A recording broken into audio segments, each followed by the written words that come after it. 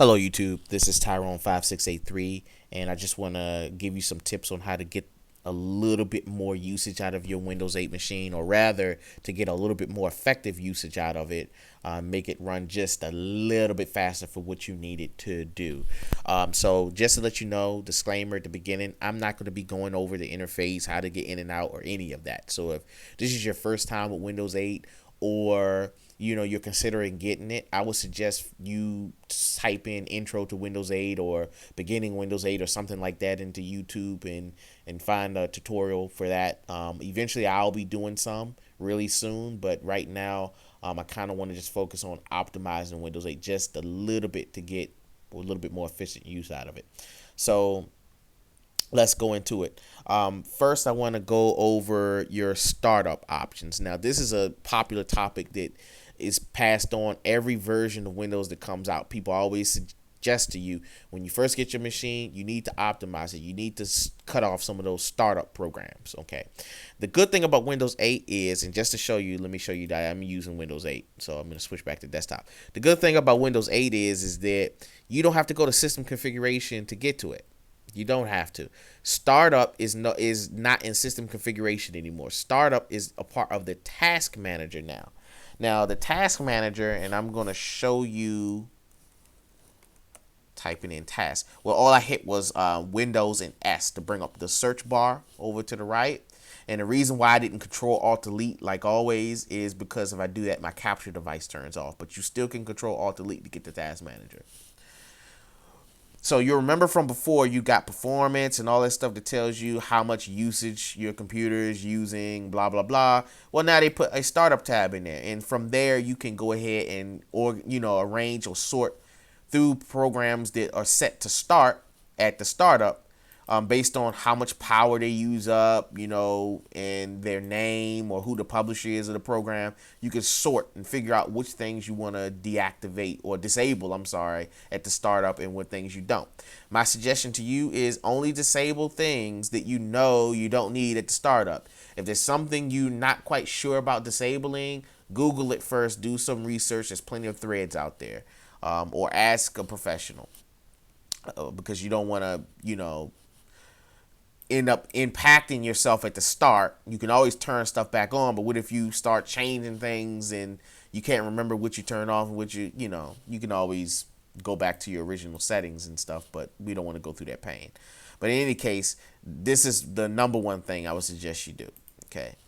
Number two, if you open your file folder here and you go to this PC, now you can't see my mouse here because I don't have anything highlighting, but I'm going to show you an indicator there that this is where this PC is. If you right click it and hit properties, you get your little specs page. And this is the same thing on your earlier versions of Windows when you right click my computer or computer or whatever, and you got properties.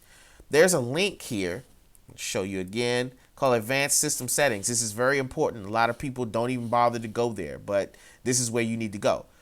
It opens up to something called System Properties, and by default, it opens up at the Advanced tab when you do that. That's very good. There's a section called Performance. You only want to focus on that section. You click it, it opens up another sub dialog box with some pre-configurations.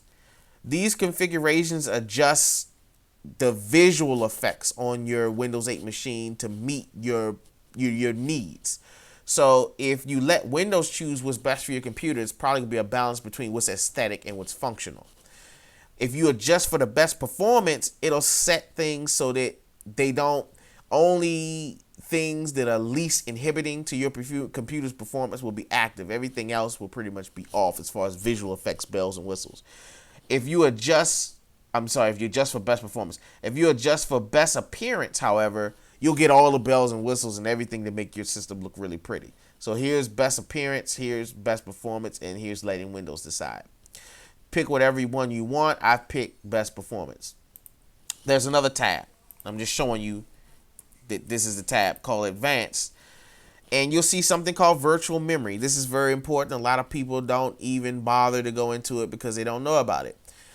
You've probably heard of virtual memory before. It's space on your actual hard drive that you can use as RAM when you run out of actual RAM. Now, if you've taken an intro to PC course, you know that your computer or today's modern computers will continue to run when the memory is full, but it'll start taking away from hard drive space to supplement that deficiency. This is not always a good thing, okay? It's not always a good thing because accessing things on a hard drive takes longer than using regular flash memory. So why would I want virtual memory? Well, here's the thing. You want virtual memory to help supplement the flash memory you already have. And rule of thumb is that you only set virtual memory on a drive if you have plenty of hard drive space. That's number one. Number two, if you have more than one hard drive, which if you're looking at this tutorial, you're probably operating a laptop. So you probably only have most modern laptops, because they're lighter, they don't have expansion bays and stuff. So you probably only have one hard drive. But if you're on a desktop and you have more than one hard drive, set your virtual memory for that other hard drive that you're not using.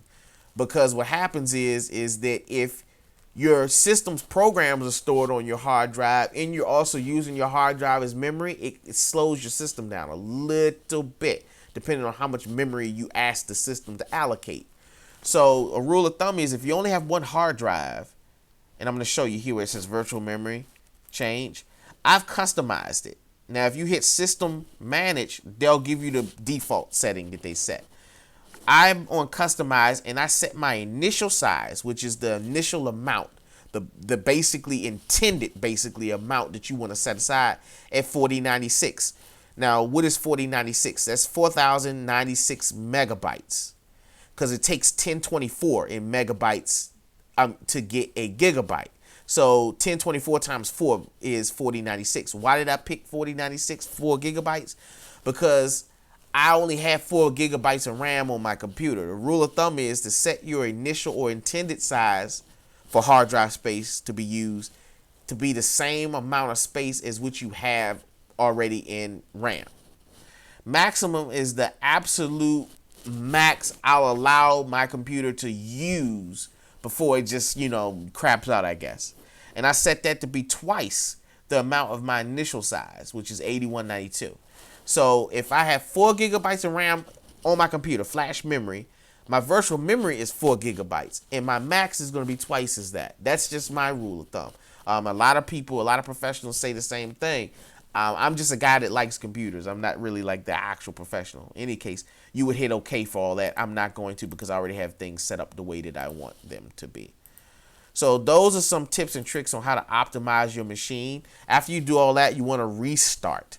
And once you restart, if you go down here to your power options, high just means you're using the most power to get the best performance. Balance and below just means it's a balance between power and usage. If you go to eco, which is the most energy efficient, you can have hours of space, but it won't necessarily give you the most juice for the highest performance. So restart your machine and make sure, if you want the best performance, it's set to high. That's all I got for you today. Thank you.